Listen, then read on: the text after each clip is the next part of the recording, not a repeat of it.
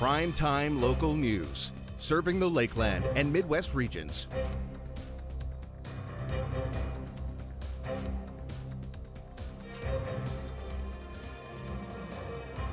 Taking a look at news closer to home, the anticipated playground and splash pad in the Aurora neighborhood here in Lloydminster is receiving funds from the city. Council approved the $50,000 increase towards the project. The park is still being funded through Midwest Family Connections, who were awarded the Co-op Community Spaces grant earlier this month.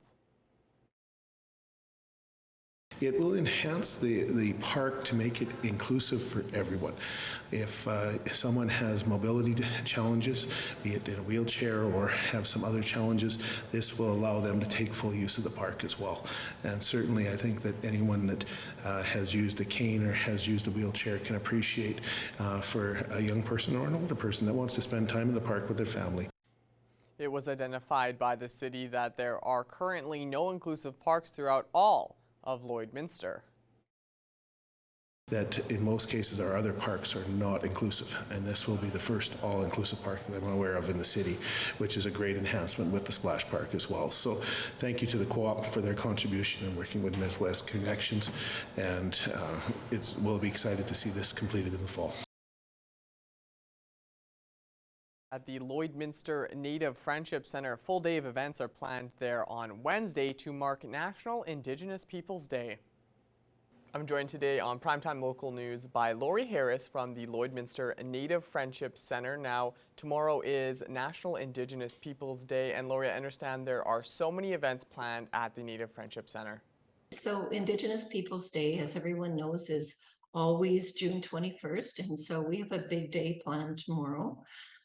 It starts at noon and goes till 7, wraps up, around 7 in the evening. So we start with a community barbecue, and we invite anybody in the community to come. We would love to see as many people come out as we can. And then after that, our official program will start at 1 o'clock. And at that time, we will have a few guest speakers, some local people, dignitaries, and then we will start in with our program. So we have a powwow band music starting right at 1:30. Then we'll have dancers, traditional dancers, and then at 4 o'clock we're going to have our local jiggers, and we also have a band that kind of plays in between. Also during the day from noon to 7, we have an artisan market. So we have a few people, local artisans that have come out and are going to set up their display in the front. So we'll have a few things for sale. And then at 5 o'clock, we have a wonderful dinner, which is also a community. Everyone is welcome. And we're praying for good weather. Hopefully it's going to be nice. I advise you to bring a lawn chair. We'll have some chairs set out, but if you want to bring your own lawn chair, set it up and be there to watch the entertainment, it would be wonderful. There's going to be some great dancers. We're really looking forward to it. And what we do is we block off 45th Street. So we block half of that off, and that's where we set up. So it's kind of on the side of where the Friendship Center is. And if anyone doesn't know, our Friendship Center is located at 4602 49th Avenue. And there'll be bathrooms available indoors for sure for people to use, for the public to use. And we're looking forward to a wonderful day. That's awesome. Really sounds like an action-packed day full of events. Now, is everything taking place at the Native Friendship Center? It's all at the Native Friendship Center, and it's a wonderful way to learn a little bit more about some traditional cultural dances and things for the community. And it's so colorful and upbeat, and everybody that comes in the past has always said, what a wonderful day. And you don't have to come for the whole day. That sounds like a long commitment, but you can come and stay for part of it, pop in anytime during the day, or pull up stakes and be here for the whole day. We'd love that too. So whatever works for you. There'll also be some children's activities. So we'll have a space in a back fenced area that will have some children's activities that parents can join in with their kids. And we have a couple of youth leaders that will be out there helping as well. So. Now, you mentioned earlier that this event is open for everyone in the community to come out and take part in. I wanted to ask, though, the importance of National Indigenous Peoples Day and why you feel like it's important for an event like this to take place here in Lloydminster. Yes, so, I mean, truth and reconciliation, of course, is, has been what we're working towards. And I think attending these events, be knowledgeable as we can, meeting new people, shaking hands with a powwow dancer, learning about what that dance means. It's all really goes a long way to truth and reconciliation. And it's so much fun. It's so much fun. And that's the important part right there, Lori, that it's a lot of fun. Thank you so much for talking with us a little bit about what's going on. Hopefully everyone can head out and enjoy the events that's taking place tomorrow, and hopefully the weather's good as well. Thank you. Absolutely. Thank you so much. We look forward to seeing you tomorrow.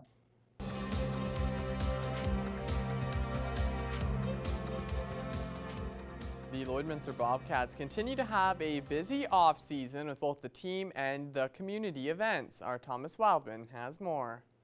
Today, I'm joined by the head coach and general manager of the Lloydminster Bobcats, Nigel Dubé, and he's here to talk to us a little bit about what the Bobcats have been doing this off-season. And so thank you so much for being with me today, Nigel. Yeah, thanks for having me.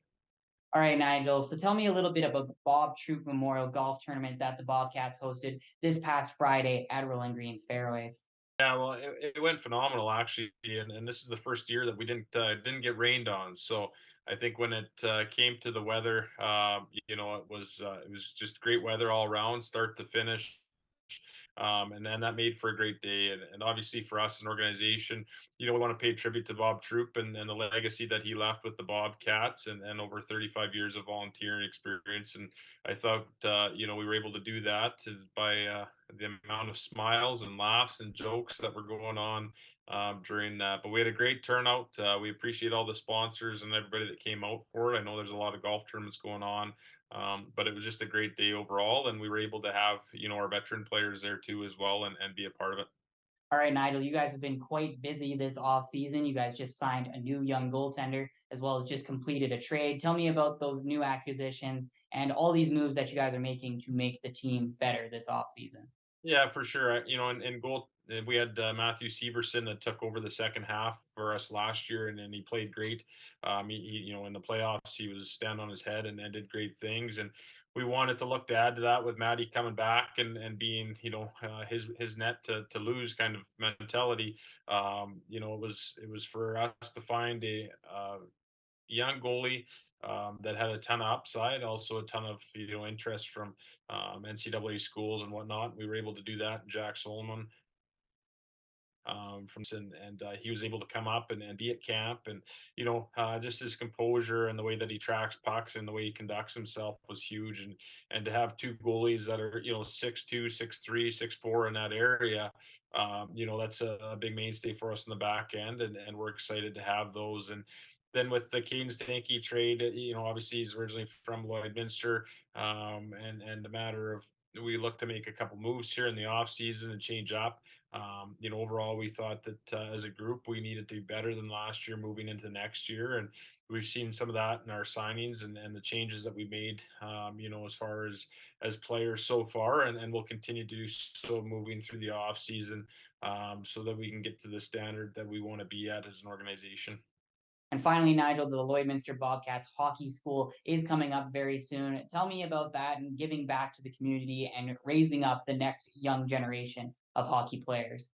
Yeah, we're ecstatic about our hockey school. I think for us, it's continued to grow every year. We both have male and female coaches there. We'll have our players back. We're bringing in some special guest coaches. We also have female coaches that have worked with the Steelers and with the wrestlers, and to have all of them there too, I think it makes it one of a kind. And we're also going to change up again, just the schedule of it within the day and some of the activities and the skills and the sports that we do, so that if a young one came last year, it's going to be new and fresh again this year. And I think that's the fun part about it for everybody, is just the amount of fun that you can have while learning those fundamental skills and also making some friendships as the days go on. Thank you so much for talking with us again today, Nigel, and we hope that the Bobcats will continue to have a very successful offseason. Awesome. Thank you.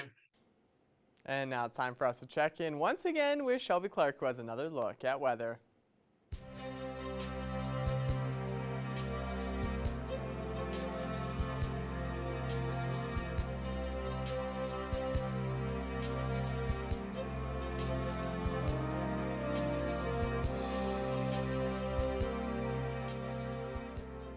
Thanks so much again there, Mr. Jace Mackey. Yes, now taking an extended look at your weather forecast, we'll be starting off with our central zone of the provinces. We are kind of matching with the same temperatures that we were looking at yesterday on our Alberta side for sure. For the most part, we were seeing those single digits, surprisingly, and Jasper was sitting at that 2-degree mark, and of course they got, a huge dump of snow, which is absolutely crazy to see, but now they're just sitting at 13, so they have warmed up quite a bit from what they were looking at yesterday.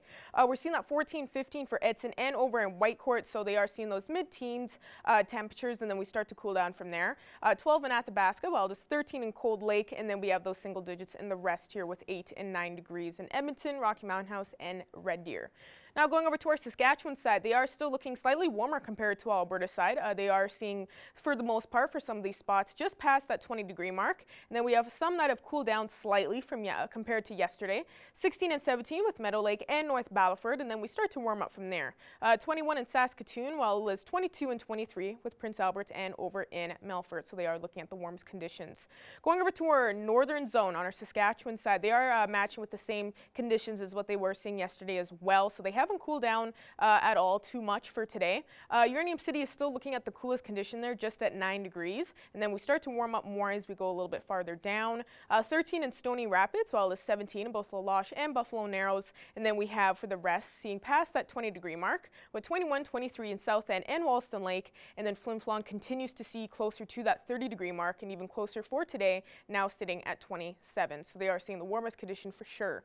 Going back over to our Alberta side here, they have warmed up quite a bit from what they were looking at yesterday. They are seeing closer to that 20-degree mark in most of these spots. And then we have a couple that are just seeing at those mid-teens and even looking at that 10-degree mark there in Fort McMurray. Fort Chipewyan and Slave Lake at 14, 15 degrees. And then we have 18, 19 for Grand Prairie and Peace River. And High Level is still looking at the warmest condition there at 21. But now as we go over to our southern zone, they have cooled down quite a bit and starting to match with us more in our central area. Medicine Hat is probably seeing the warmest condition here with 19 degrees as they are just under that 20-degree mark. And then we have 12 in both Lethbridge and Coronation. And then Banff and Calgary is still slightly cooler at those single digits with 7 and 8. And going back over to our Saskatchewan side here, they are continuing seeing those nice warm temperatures for today as they are seeing that continue on through the week. They were looking at these conditions yesterday as well. We have 18 in Kindersley as we are more in the center there. They're looking slightly cooler, but then we still go a bit past more to that side, and then they start to warm up, seeing past that 20-degree mark. 21 for both Swift Current and Regina, while Moose Jaw is just at 22, and then Estevan and Yorkton both at 25. So they were just a few degree points off from that 30-degree mark. So still looking quite warm in this area here. But now as we look at some overnight evening lows on this list and in our surrounding area, we will be seeing those single digits for all of these spots now for tonight. We had some of them that were expecting those double digits once again last night, but now for tonight we all are cooling down quite a bit. A low of 7 and 8 in most of these areas is expected for tonight, and Isle Cross will be expecting a low of 9. The only difference is that we all are seeing for these areas a high chance of some precipitation later on in the evening and throughout the night, which is very much well needed, so I don't think anybody is going to be complaining about that. Looking at our hourly forecast for our Wednesday here in the border city, we will be expecting another cool day. We will be seeing those single digits right off in the morning. For our daytime high, we will be expecting between 16 to 17 degrees, so looking slightly closer to that 20-degree mark compared to what we have been seeing for the past couple days. So we are going to be warming up slightly for tomorrow and expecting a mixture of some sun and cloud, because after that we will be hitting those 20 degrees starting off on Thursday as we head into the weekend. So 21 on Thursday with a mixture of some sun and cloud, then looking at some sunnier scorchers ahead into the weekend on Friday and Saturday at 25, and seeing that continue in through the weekend to end it off, and expecting it to continue on into next week with next Monday and next Tuesday. That's all I have for now. RJ Mackey will have more news coming up after the break.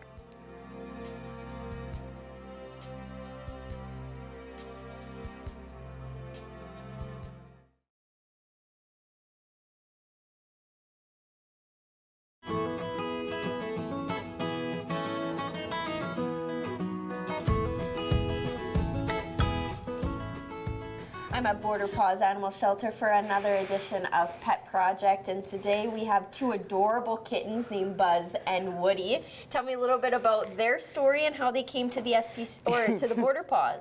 So yeah, they were just strays. A lady found the two of them together. They're clearly litter mates. They're about 4 months old. And yeah, they're really sweet. They love to cuddle. They love to play. I think they would be good in any household. Lots of kids come in here and play with them, so they'd be good with kids, adults. They were a little bit hesitant of my dog when I had my dog here the other day. But I mean, there was no actual lunging. We just puffed up a bit, and I think they're young enough that they would be able to come around to a dog. It would just take a little bit to they're not used to being around one. So Of course, and you do offer like the slow introduction where you can bring your dog in. Absolutely, to sniff them. I mean, I find with cats and dogs, it's always going to take like a little bit of time sometimes, especially if they're just not used to them. But I mean, especially with kittens, I think in no time they'd be playing with their dog and chasing the dog around, probably chasing the dog's tail. Yeah, trying to jump on them. Yeah, seen lots of videos of that, trying to sneak right. up on them, steal their big giant bed. Seen that. Kittens, they own their space. Yep. Now, it's been a while since we've talked about kittens or showcase kittens. How are you doing with numbers when it comes to kittens? Because, of course, kitten season has already started. Yeah, so we actually have quite a bit of kittens in our care. I want to say over 20. A lot of them are bottle babies, so they're currently in our with our fosters right now. Then they're getting fed every 2 hours like bottle babies do. So they're going to be a little bit before they're ready, but I think probably by end of July, we are going to have a lot of kittens up for adoption. So if you're interested in a kitten, just be patient. Yeah. We are going to have tons that are available for adoption, probably I'd say mid-July, end of July. Which is perfect. And it's we'll have only the few on as well. Yeah, and it's only a month, so you don't have to wait too long, and it gives you Exactly. time if you really want a kitten to prepare for it, get all of the supplies that you need, and maybe, try to get, if they have existing pets, get their existing pets used to the idea of a new kitten. Now, you mentioned bottle babies, and speaking of bottle babies, on Thursday you kind of have a seminar going on here about how to bottle feed a kitten. Yeah, so this Thursday at 12 noon, we are going to have two of our very experienced bottle moms come in and actually with a couple of bottle babies and show people how to do it and kind of what signs to look for, if they're thriving, if they're not thriving, just kind of a good way, because I know bottle babies can be very, very scary for someone who has no idea what they're doing. I mean, they're just like a human child. You need to feed them every 2 hours, and it can be a lot of work, because at least with a human child, there's usually only one or two, whereas a litter of kittens, sometimes you're doing up to eight cats at a time. So it's just a great way to learn about what is involved in doing bottle babies, because once you get the hang of it, it comes pretty easy. So yeah, that's this Thursday, the 22nd at noon, just right here at our shelter. And it's open to anybody. And it's open to anybody who wants to come learn about it. Perfect. Now, Ribfest was over the weekend, and you guys were there. Tell me how that went. I was talking to Aaron Buckingham yesterday about his side of things, and he did mention you guys selling 50-50 tickets. So how well did that go? I hear it was pretty good success. It was awesome. No, it was a great success. I know the ground total was just shy of 10,000. It was 9,000 something. And yeah, I know it's lots of support to come out. And honestly, thank you to all of our volunteers who came and helped that weekend. I know the weather some days was a little rough, but yeah, I know if it wasn't for the volunteers, we would have never gotten it done. So we're so thankful for all the volunteers who pitched in to help. It really meant a lot. And it raised almost $5,000 for our shelter. So it was amazing. Which is always super nice to see, because you guys rely on that fundraising money to get all the resources that you need. So it's awesome to see that work out and the community really coming together. Absolutely. And Ribfest was a success all around. So it's no doubt that and people love 50-50. You can't go wrong with it. You can't go wrong Helping with animals and possible winnings. Yes, so exactly. And fun to play. And even if you don't win, you do know deep down that you did help exactly an organization that needed it. So help it's these perfect. little guys. Exactly. Now you have another event coming up on Saturday. Let's talk a little bit about that to remind people what the details are for it. Yeah, so this Saturday we are doing our microchip event. So I know we had talked a bit about it last week. So it's a minimum $30 donation, and it's walk-ins. I believe we're running it 11 to 4, and you can just come right to the shelter. You might have to wait a few minutes if is a big lineup, but it doesn't take long. We have a couple different people that are doing the microchip, so it shouldn't be too long of the wait. As well as we are doing a barbecue, I believe 12 to 4. We're gonna have hot dogs, pop, water, that kind of thing. So, as well as if you have little kids or if you're an adult and you want to get a glitter tattoo, we'll have glitter tattoos there as well, because I know they're always fun for the kids. And then also just gives you a good chance to come check out our new shelter for anyone who hasn't been here. And you also mentioned earlier Pet Value as well. Yes. Thank you for reminding me. As well as we will have some adoptable animals actually down at Pet Value at their store location from 1 to 4. I believe we're going to have a puppy, an older Devon Rex, actually, she's a senior cat, but she's absolutely beautiful, as well as probably another couple of kitties, too. So, yeah, if you want to head on down here and then head on down there, it's going to be a great day. Got a busy week coming up, and this weekend sounds awesome, and I think the microchipping event is very unique, and I think it'll help a lot of people who may not be able to afford getting their pets microchipped or not aware that they should get their pets microchipped. So I think that's awesome and a very unique type of event, and adding a barbecue, I mean, who doesn't love good barbecue? Right. So it works out perfectly. Now, same question every week. Are there any donations that you're in need of? So again, I know I mentioned it last week. I would say kitten food. We're doing pretty good on the kitten milk, but we can always use more kibble. We can always use lots more kibble there. Again, blankets, cleaning products. If you're really not sure, just head to our Amazon wish list. We've got some things on there. So. Yes, I was going to bring up the Amazon wish list just to remind people that you guys do have it, and it's very easy to use, and they can just click what they want to buy and they'll send it right to you. So that's awesome. But thank you for joining me today, and hopefully Buzz and Woody and all the other kittens, and especially come up in July, find their forever home, and you guys lose numbers as well, which is always nice to see. So hopefully that goes well. Thank you.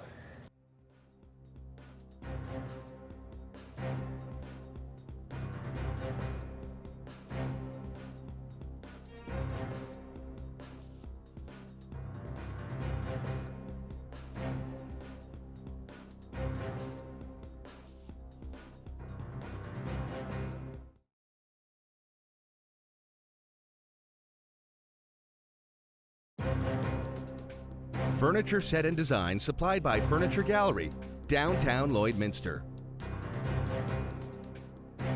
Joining us today for Primetime Local News is multi-award-winning Indigenous roots artist Jade Turner. Thank you so much for taking the time to speak with us today, Jade.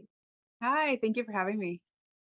Of course, no problem, because we are speaking on the new single, and you had worked on this with another legendary artist, and this single is called Dead Weight. So starting off with probably the best question, what exactly is the song all about? I went on mat leave for a while. I took a little break from, music and work and everything else. And when I came back, I was doing a music thing online, and it was during COVID. It was like everything was online at that time, so it was like broadcasted on there. And then there was comments on there about my weight, because I had gained weight since the last time I was in the public eye. And then I was like, what the heck? So I made a post about it. And I'm like, you know what? Like, just leave me alone. Like, why? Like, what's the purpose of commenting on people's bodies, or like just anything in general, And Crystal Shawanda, who's the person that I wrote this with, not long after that, we ended up writing together. And she's like, I remember that story. She's like, because this happens to me a lot as well. And I think it happens with a lot of women artists, and it's really annoying that people just think that just because we're artists that we, it's like we don't have feelings, or we don't get to have those kind of feelings of, everybody can say whatever they want, but that's not the case. And so we came up with this idea of writing this song, and she was like, I really like the word dead weight. I really like that. And she just kept going with it. And we ended up writing this song, and I absolutely love this song. It's just so such an important message, I think. Yeah, and it's very sad to say that women, in any entertainment business in the public eye, they get scrutinized and looked and frowned upon, so much more than what men have to deal with. So I think that's like a very, very inspiring kind of story to find this idea to write this song about that. And you would say that, through this experience, this was the inspiration for you and Crystal to write it. It was like it was a very good write that day. That's for sure. I came back with this powerful song that, I really believe in 100%. And would you say that the support and response so far since you released this has been very good, very strong, and you've been seeing a good reaction from fans and listeners out there? Yeah, I started playing it right away because I was so excited. And I knew it was going to be a while before I was able to record it and release it and everything because that takes a very long time. But I've been playing it here and there, showcases and stuff like that at CCMAs and just different places anywhere I can. And I get people coming up to me after all the shows and they're like, oh, that song is so awesome. And I really hope it takes you places and, like congratulating me on the song and or that it means a lot to them. And so it was already getting that reaction, just from public shows and everything like that. So that was great. So I had a feeling it was going to do really well, and I was like hoping it was going to do really well once I had it out, in public that I was releasing it. And so far, this has probably been the fastest growing for my streams on any single that I've ever released. It's not like the top one yet, but it's the fastest, like in the shortest amount of time, and a lot of people are sharing it. A lot of people are messaging me and telling me like, this is a really good place for me vocally too. Like I've in the past always released very country songs, like very, very country songs, like radio country songs, which is fine and everything. But this one just feels really good to be in this space now and just to like kind of sit back and just be comfortable with myself enough to be able to sing a song like this. And for after the listeners and the fans listen to this and, I can understand the kind of what they're getting out of this song after the story you're kind of explaining on the backstory of it. But is there a special message that you are hoping they get out of this after they listen to it? Just let go of all the negative, it's so hard. It's easier to say than done to just let go of like the stuff that people say to you or, how they make you feel. But that's what I would like for people to do when they hear this song is to be able to just like, you know what, heck with them. I'm going to be myself no matter what. And I'm okay with that, and not holding on to that energy because it's dead weight, you don't need to carry that around. Let them carry that around if that's how they want to behave. Yeah, no, I think that's really beautiful. Is there anything else you want to add on for, about the single Dead Weight and kind of how your work has been going or any teasers you want to let us know about that you're working on? Yeah, so my video for it was released today. So you can go check that out on YouTube, of course, and then you could stream it all over the place. And then I'm gonna be working this song for a while, I think, and then probably in the fall start releasing new stuff again. But it's gonna be along the lines of Dead Weight, where it's more roots. I'm really loving this roots feel, so I'm gonna stick with it for a bit and just like kind of blend into it from the country scene. But it's okay though, because it's still in the same kind of scene. It's just a little bit different. There's so many different countries. It's so funny because there's like pop country and then there's like blues country, rock country, and then there's roots country. So it's like there's so many different genres that are mixed in now that it's just like everything is good, So I'm still in country music, but it's more roots and I really love that. So I'm really looking forward to my next project with this, and I hope you guys like the single. Perfect, perfect. Well, once again, thank you so much for joining us today, Jade. It was really nice speaking with you. And for everybody out there, make sure to go check out Dead Weight. Sounds like it's a great song. Thank you. Heading off with another quick look at your 7-day forecast. We will be expecting another cool day tomorrow at 17 with a mixture of some sun and cloud. Then we start to warm up after that to some scorchers, 21 and 25 as we head into the weekend. So be prepared for a lot more sunnier days ahead. As we go through the weekend, it'll end off with that 25-degree mark again. And then we will be seeing those warm conditions continue on into next Monday and next Tuesday. All right, thank you so much for that, Shelby, and thanks for all of you guys for tuning in here to this edition of Primetime Local News on this Tuesday night. Have a great night, and we'll see you back here again tomorrow.